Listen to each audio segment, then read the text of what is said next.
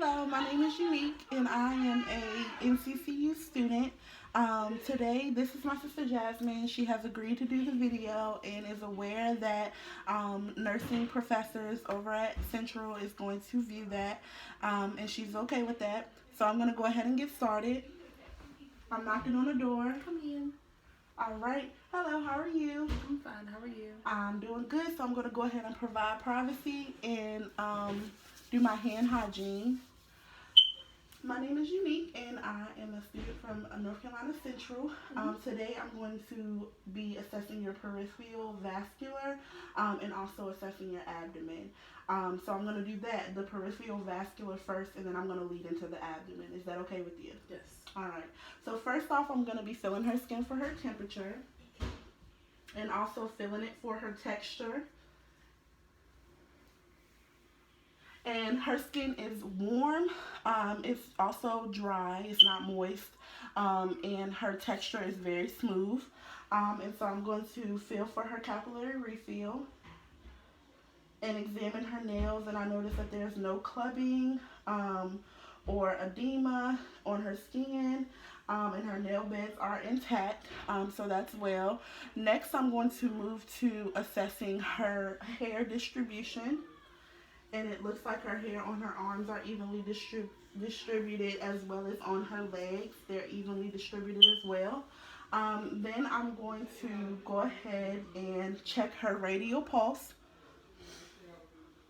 I'm going to check them bilaterally so that we can make sure that both of them are the same.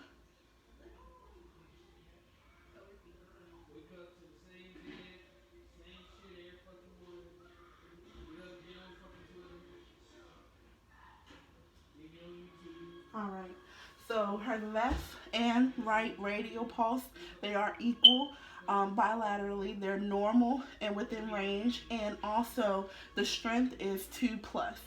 So her radial pulse is good. I'm going to go ahead and check both of her brachial pulse now.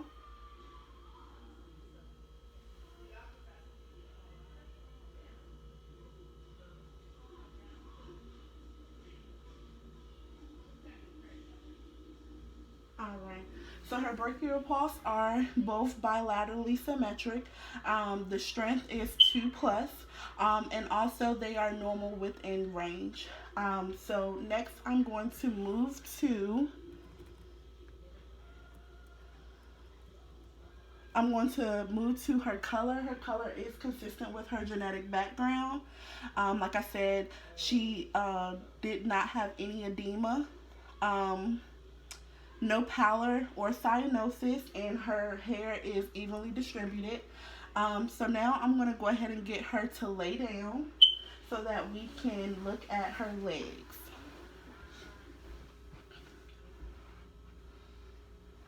All right, so when I look at her legs, I'm going to palpate her calves for any tenderness. Let me know if you feel any tenderness when I do this. Do you feel any tenderness? No. Okay. Do you feel any tenderness? No. All right, so no tenderness reported in her calves. So now I'm going to assess for her hair and make sure that it's evenly distributed on her legs.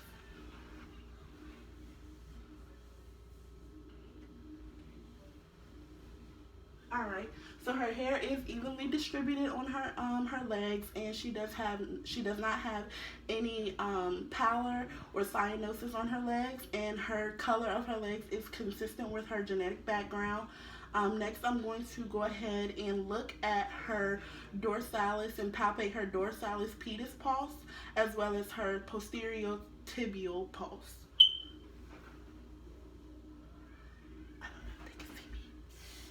I'm going to move this camera so you guys can see me down there.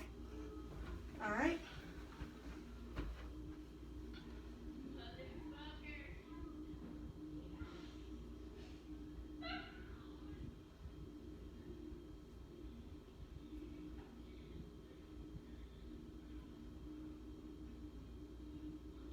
Okay, so both her right and left dorsalis pedis pulse are equal and bilateral.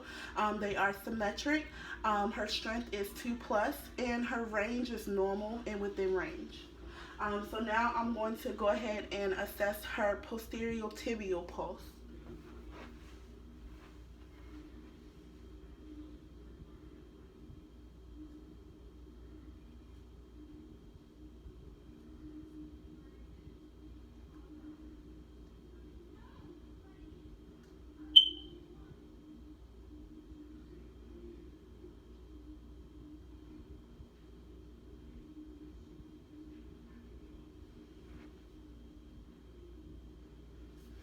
Alright, so after assessing her posterior tibial pulse, her pulse is both on the right and the left. They are equal and bilateral.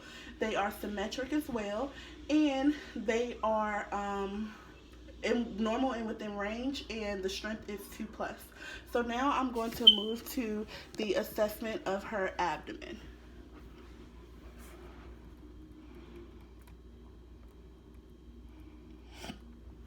Okay, I'm going to lift up her shirt a little bit. First, I'm going to just look at the contour of her body, and her contour is protruent.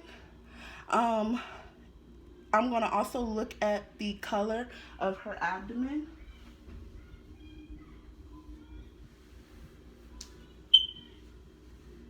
And the color of her abdomen is consistent with her genetic background. It is symmetric and bilaterally. The skin on her abdomen is smooth, and her umbilicus is midline and inverted. So next I'm going to listen to her 4 quadrants for her bowel sounds.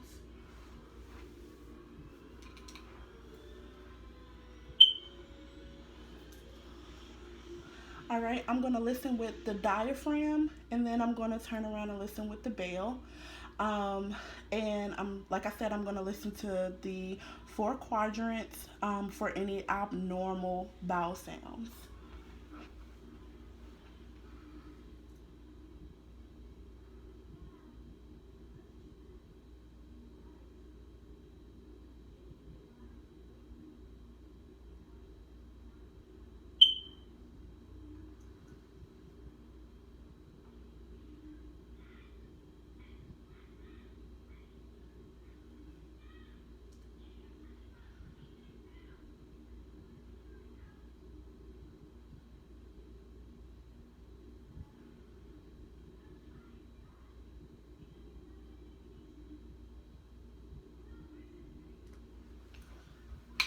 Alright, so her bowel sounds are normal. Next, I'm going to locate the liver, and I'm also going to locate the spleen. So her liver should be located on the left side of her abdomen under her breast.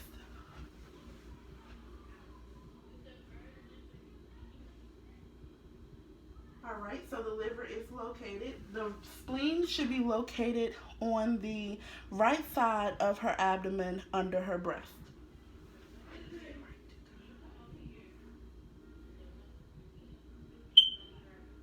Alright, so the liver and the spleen has been located.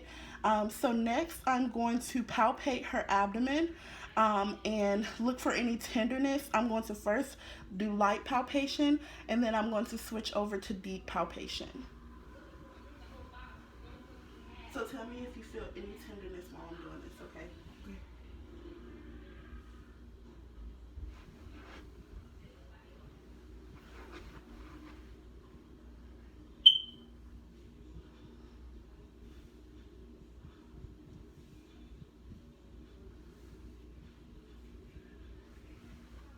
All right, so the patient did not report any tenderness when I was doing light palpation.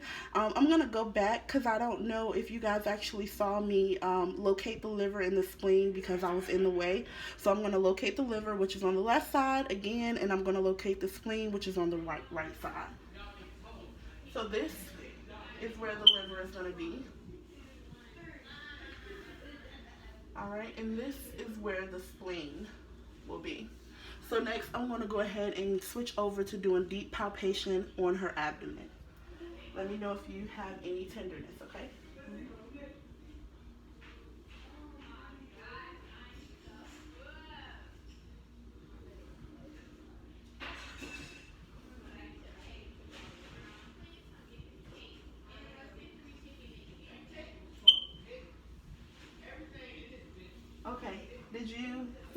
tenderness?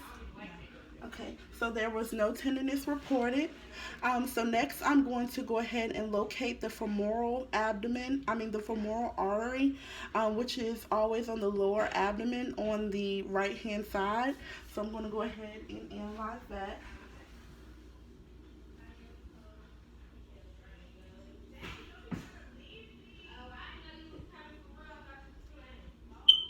All right.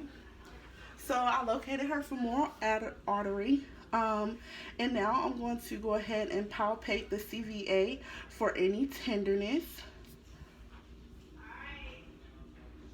Can you sit up for me?